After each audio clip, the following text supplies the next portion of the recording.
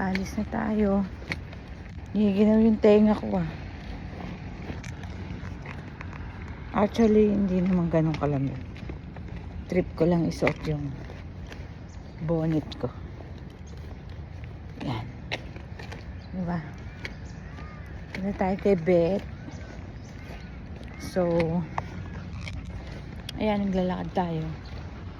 Papunta ng bus, tapos train. Dito guys, madali lang mag-google, pero pag nung una ako, talagang hilong-hilo ako sa Google nila. Pero nung natutunan ko, medyo naliligaw, pero nagigets ko na rin. Talagang sa una, ganun. Pwede mo iuwi yan. Yung cart. Ito.